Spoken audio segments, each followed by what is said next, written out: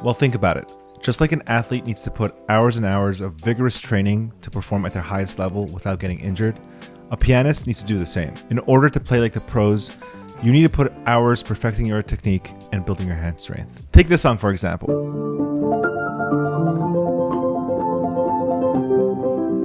This song requires a bunch of techniques like hand-to-eye coordination, wrist movement, finger strength, and a lot more subtle techniques that we'll talk about in the future.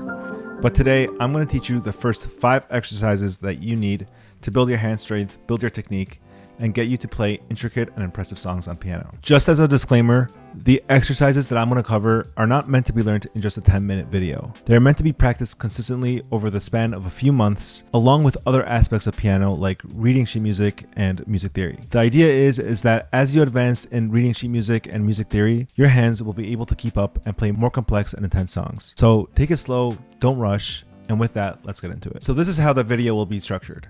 I'm going to play the exercise and then I'm going to explain what I'm doing. The first exercise is called arpeggios.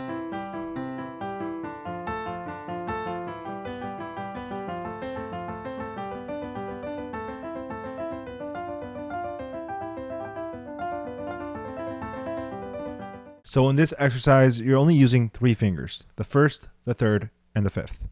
And you're playing it in a specific pattern.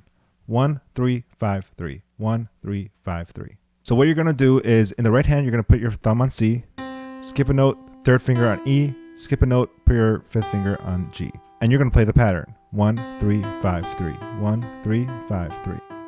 Try to keep in mind that your fingers should be curved. You should have the proper posture. Your hand shouldn't be bent like that. Your wrist should be completely straight, and you're playing it smoothly. Now, after you do this position, you just move your fingers up 1 note and you do the same thing. Keep going till you go to C. And I want you to notice how I'm also playing this exercise very smoothly, right? There's no breaks in between each arpeggio, each position. You go on straight to the next one. What a lot of people do is that they play it pretty choppy. They go like this.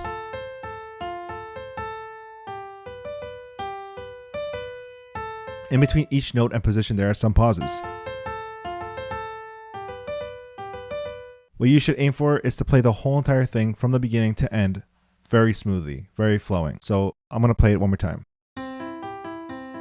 Go straight to the next one. Straight to the next one.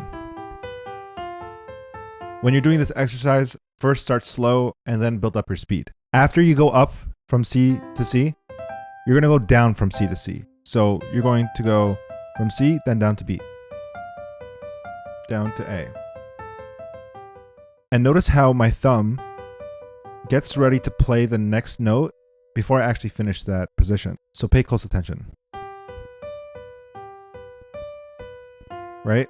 See, I played this B, and my thumb was already on the F, getting ready to play it.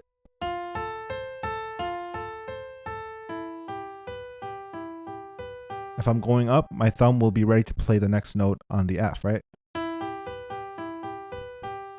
See that? You're going to do the same thing with the left hand, but instead of playing 1, 3, 5, 3, you're going to do the opposite. You're going to do 5, 3, 1, 3.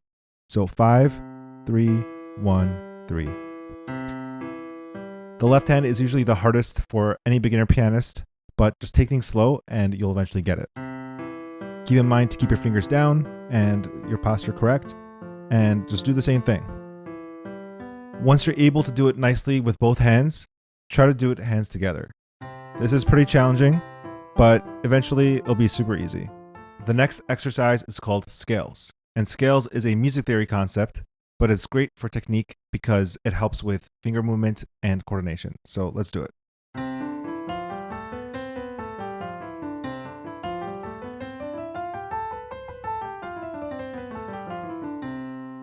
So in this scale is called the C major scale, and I'm just playing all the white notes, starting on C. And what I'm doing is I'm playing with the first 3 fingers in the right hand, 1, 2, 3, and then 1, 2, 3, 4, 5. That's the pattern. 1, 2, 3, 1, 2, 3, 4, 5. And remember, with all these exercises, you have to play it smoothly. So the best way to do this smoothly, right? Right now I'm jumping. I'm doing it the wrong way. I'm jumping to the next note, right? What you need to do to play this smoothly is basically Put your thumb under your hand, play the F, and move your hand to the next notes. So try to make sure that when you do this, your fingers aren't up like that. You got to keep them down, and remember to play them smoothly. Now you have to go backwards from C, and it's basically the same fingers. It's 5, 4, 3, 2, 1, and then 3, 2, 1. But now, in order to get to this E, you have to put your third finger over your thumb, and then the next two fingers go on the next two notes, the D and the C. So 5, 4, 3, 2, 1, 3, 2, 1. Once you have this down and you're playing this nice and fast and smooth, try to add another octave. And basically the way you do that is, instead of putting your pinky on the C, you're going to put your thumb.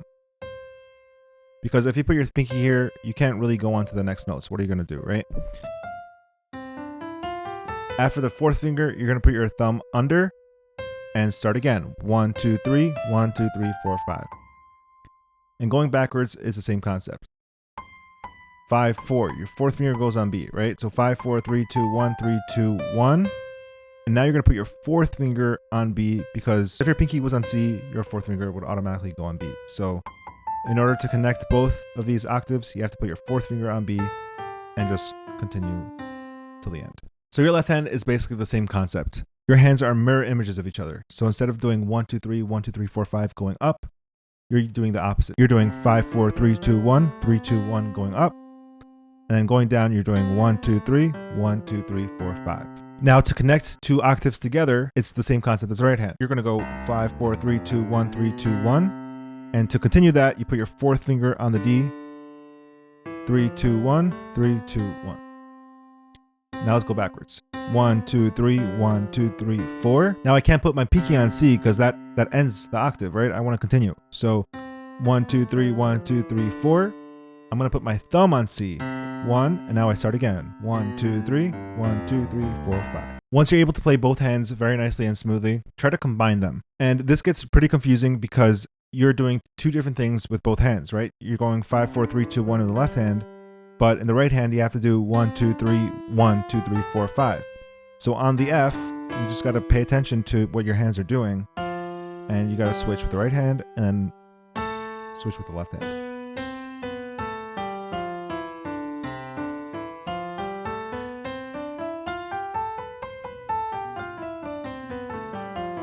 So this is definitely hard and challenging. This is not just a hand exercise, it's a brain exercise. Your brain isn't used to splitting up your hands and doing two different things, but it's hard for anybody. For my students, it takes a long time for them to actually be able to play the hands together. It takes a month at least, or 2 months, for them to actually play it nicely and smoothly. So just take your time with this. It'll be second nature to you. I could talk while doing it. I could think about anything while doing it. So you could do that too.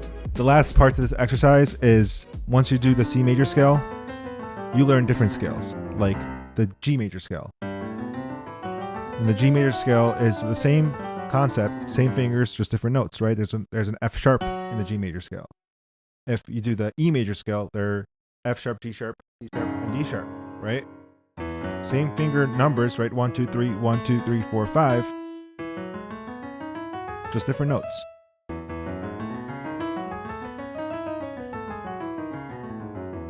The last exercise on this list sounds really beautiful.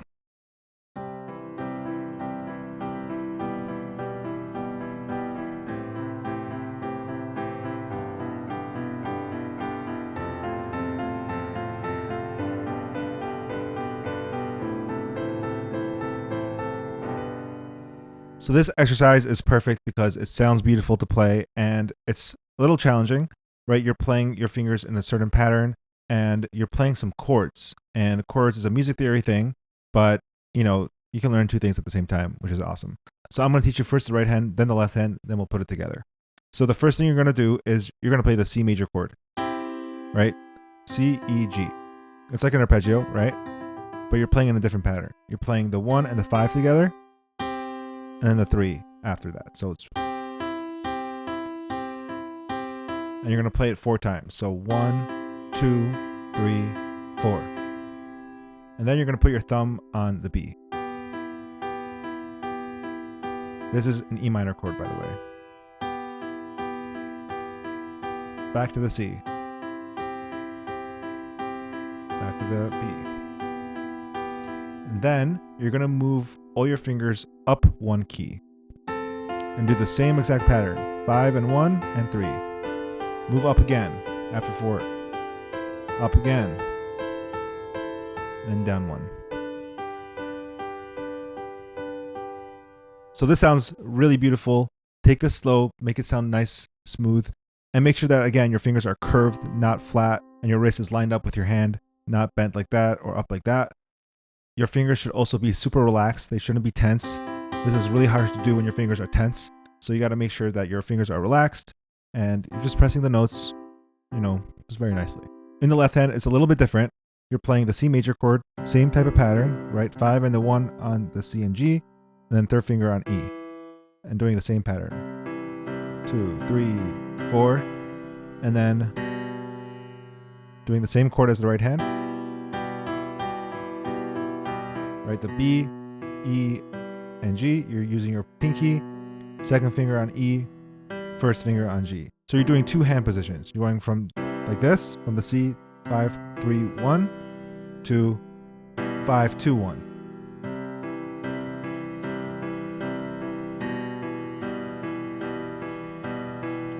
After that, you're going to go to the A minor chord.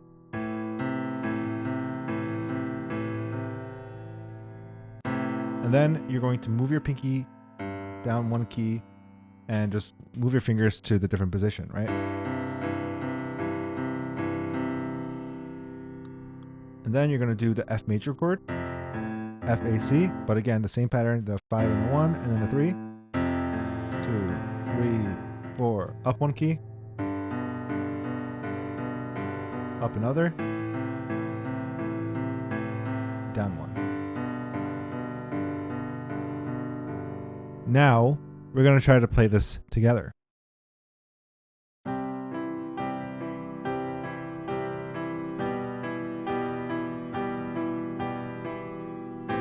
in the left hand.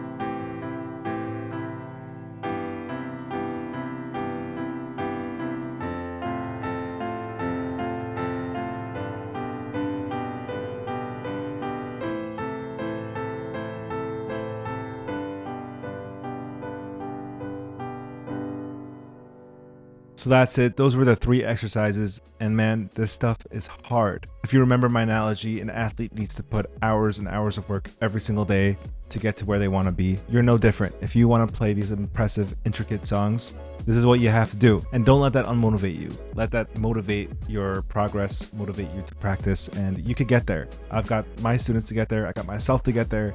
So you could do it too. In the description, there's a PDF that you could follow along with this video, because this video is very dense. It has a lot of information, and that PDF will help you just follow along and see visually what you have to do. I'll see you in the next one.